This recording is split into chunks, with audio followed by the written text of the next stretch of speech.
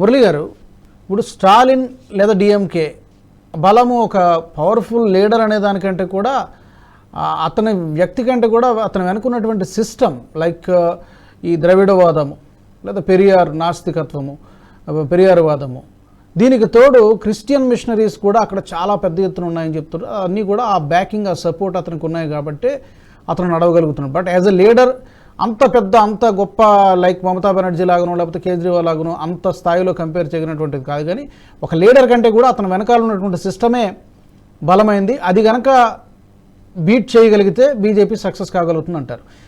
ఇది అర్థం సరిగ్గా బీజేపీ అంచనా వేయగలిగిందంటారు? అసలు చాలా మందికి అర్థం కాని విషయం రాజు గారు ఏంటంటే, మోడీ గారు తమిళనాడును కానీ సౌత్ ను కానీ డీల్ చేస్తున్న విధానము, దీన్ని పొలిటికల్ డీలింగ్ చేయడం లేదు. ఆయన ఒక 10 years టార్గెట్ గా పెట్టుకొని ఈ రేపే మేము అధికారులకు వస్తాం, వీళ్ళను డిఎంకేని కొట్టేస్తాం, అంత భ్రమంలో లేరు మోడీ గారు. మోడీ గారి వ్యతిరేకతను వాళ్ళు నిర్మాణం చేసే ప్రయత్నం చేస్తున్నారు. అది వేరే విషయం. ఒక దశలో గో బ్యాక్ మోడీ కూడా అన్నారు. ఈ మోడీ గారితో ఒక పెద్ద సమస్య ఏంటంటే, the more you provoke Modi the more you will be in troubles. ఎందుకంటే ఆంధ్రప్రదేశ్ లో అంతటా కూడా మనం చూసామన్నాడు చంద్రబాబు నాయుడు వాళ్ళ పరిస్థితి ఏమైంది అని. కనుక ఆయనను ప్రవోక్ చేయడం అనేది వాళ్ళకు నష్టం. అది కానీ ఆయన ఎప్పుడు కూడా అప్పటికి స్పాట్ లో ఏదో రియాక్ట్ కాడు, ఏది కాడు. కానీ ఒక 10 ఏళ్ల ప్రణాళికలతో ఆయన ముందుకెళ్తున్న విషయం మనకు కనిపిస్తుంది. అందుకే మోడీ వ్యతిరేకులు అని అనుకునేవారు, లేకపోతే బీజేపీ వ్యతిరేకులు అనుకునేవారు, ముఖ్యంగా యాంటీ నేషనల్స్, ఇస్లామిక్ ఫోర్సెస్, లేకపోతే ఈ క్రిస్టియన్ మిషనరీ ఫోర్సెస్, కొంతమంది అంటే వీళ్ళంతా మా ఎనిమీస్ అని ఇంకా భ్రమంలో ఉండే వాళ్ళు కొందరు ఉండొచ్చు. కానీ వాళ్ళని కూడా కన్విన్స్ చేస్తున్నాడు మోడీ, అలా కాదు మీరు భారతీయులుగా ఉండాలని. కానీ మోడీ డీల్ చేస్తున్న విధానం ఏదైతే ఉందో ఇది ఇంటిగ్రేషన్ ప్రాజెక్ట్ అంటారు దీని పేరు. అంటే తమిళ్ను సౌత్ ను కంప్లీట్ గా భారత్ ను ఒక్కటిగా చేసే ఒక ప్రయత్నం ఆయన చేస్తున్నాడు. మీరు వేరు కాదు, మేము వేరు కాదు అనే పద్ధతిలోనే ఆయన వ్యవహారము, ఆయన మాట తీరు, ఆయన కార్యక్రమాలు ఇవన్నీ కూడా మీరు చూస్తే రిపీటెడ్ గా సౌత్ వెళ్తున్నారు, రిపీటెడ్ గా తమిళనాడు వెళ్తున్నారు, అపోజిషన్స్ మాట్లాడుతున్నాయి. ఈ డిఎంకే కూడా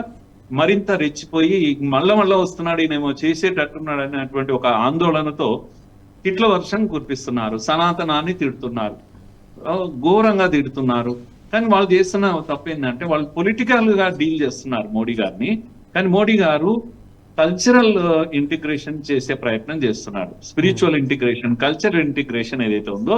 ఎందుకంటే నార్త్ కైనా సౌత్ కైనా మనకున్న అనుబంధం అదొకటే, సాంస్కృతిక బంధం, ఇది ఎవడు తెంపలేదు. మోడీ గారు దాన్ని అడ్రస్ చేయడం మొదలు పెట్టారు. మీరు చూడండి తమిళనాడు గురించి మంచి మాటలు ఏమన్నా ఉంటే యుఎస్ లో, యుఎన్ఓలో, మలేషియాలో, ఆస్ట్రేలియాలో అంతటా మాట్లాడాడు మోడీ గారు. మీరు mother of democracy, first century, second సెంచరీలోనే ఇది ద్రవిడ్ కల్చర్ లోనే ఉంది డెమోక్రసీ, కనుక తమిళనాడులో ఉంది డెమోక్రసీ, ఫస్ట్ సెంచరీలో ఉండేది కనుక మదర్ ఆఫ్ డెమోక్రసీ తమిళనాడు అని మాట్లాడాడు ఆయన. కనుక తమిళనాడు ఊరికే తిరువళ్ళు వారు రచనలు అన్ని తీసుకొని ఎందుకు ఆయన లాంగ్వేజ్ కానీ,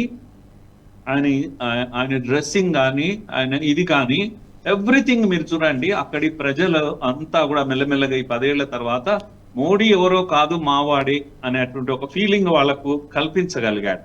ధోతి కట్టుకుంటాడండి, చైనీస్ ప్రెసిడెంట్ షీ జిన్పింగ్ వస్తే తమిళనాడుకు తీసుకెళ్తాడండి ఆయన సముద్రం ఒడ్డున, ఆయన వెంట ఈయన ధోతి కట్టుకొని తిరుగుతాడు ఒక తమిళ్ వ్యక్తిలాగా. ఇదంతా నాటకం కాదది, ఇది కల్చరల్ ఇంటిగ్రేషన్. ఇది కనుక మీరు శత్రువుగా భావిస్తే ఒక నాటకంలా కనిపిస్తుంది. సింగోల్ ఎందుకు తీసుకున్నాడండి? కొత్త పార్లమెంటు తీసుకున్నప్పుడు కొత్తగా దాన్ని సృష్టించింది ఏం కాదు అది. కనుక భారతీయ సంప్రదాయం ఇది, తమిళ సంప్రదాయం కాదు, భారతీయ సంప్రదాయం. తమిళులు ఎవరో కాదు, భారతీయులు. ఎన్నో కల్చరల్ వాల్యూస్ ను ఈ దేశానికి అందించిండ్రు తమిళులు. కనుక దాన్ని గుర్తు చేశారు, ఆయన పని కట్టుకొని గుర్తు చేశారు. ఇవన్నీ కూడా ఈ ప్రాజెక్ట్స్ అన్ని మీరు చూసినట్టయితే, ఆయన మాటలను మీరు విన్నట్టయితే, ఆయన భాషను అప్పుడప్పుడు తమిళ్ విషయాలను కోట్ చేయడం, అంతర్జాతీయ ప్లాట్ఫామ్ పైన కోట్ చేయడం, కానీ ఇవన్నీ ఏది అబద్ధం కావు, ఇవన్నీ నిజము. ఇవన్నీ కూడా ఆయన ఒక 10 ఏళ్ల ఇంటిగ్రేషన్ ప్రాజెక్ట్ లో భాగంగా నేను చూస్తాను. లాంగ్ టర్మ్ ప్లాన్ తో వర్క్ చేస్తున్నారు, లాంగ్ టర్మ్ ప్లాన్ తో ఆయన చేస్తున్నాడు. ఆయన నేషనల్ లెవెల్ ప్లాట్ఫామ్స్ లో ఆయన చేస్తున్నాడు తమిళ్ ను భారత్ తో కట్టేయడానికి. అలాగే లోకల్ లెవెల్లో అన్నామలై చేస్తున్నాడు. ఇద్దరు కలిసి చేస్తున్నటువంటి ప్లాన్ ఇది ఆషామాషి వ్యవహారం కాదు. శత్రువు ఇది గుర్తించలేకపోయాడు. ఇంకొక మాట మనం మర్చిపోకూడదు, ఏఐడిఎంకే తో అనుబంధంగా ఉన్నటువంటి బీజేపీ ఏఐడిఎంకేనే త్యజించింది, దూరం పంపించింది. It is a blessing in disguise.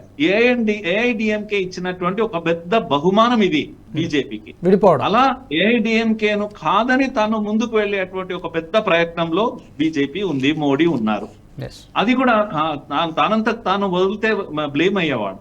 AIADMK వదులుకోవడం వల్లనే వాళ్ళకు ఒక ఫ్రీడమ్ దొరికింది, ఒక లిబర్టీ దొరికింది. కాంగ్రెస్ దేని కొరకైతే ఎదగలేకపోయిందో ఆ ప్లేస్ లో ఇప్పుడు BJP as a national party తమిళనాడులో ఎదగబోతా ఉంది. తమిళ్ మైండ్ లోకి వెళ్ళిపోయారు వీళ్ళంతా కూడా.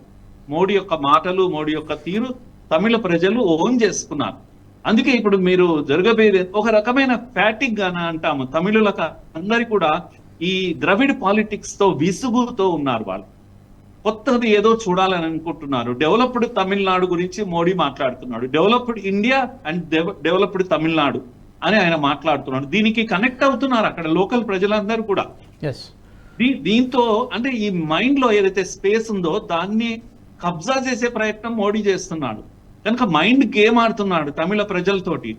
గేమ్ కూడా కాదు, కుట్ర కాదు, ఇది వాస్తవంగా దేశంతో ఇంటిగ్రేట్ చేసే ప్రయత్నం చేస్తున్నాడు. కనుక తమిళనాడు మనసులను, హృదయాలను జయించేటువంటి ప్లాన్ ఇది జరిగి తీరుతుంది. మీరు ఎన్నికలకు ఒక 5 సీట్ల 6 సీట్ల గురించి ఆలోచించకండి. వచ్చే అసెంబ్లీ ఎన్నికలు 25 లో వచ్చే అసెంబ్లీ ఎన్నికల్లో దీని ఎఫెక్ట్ అంతా చూస్తాం.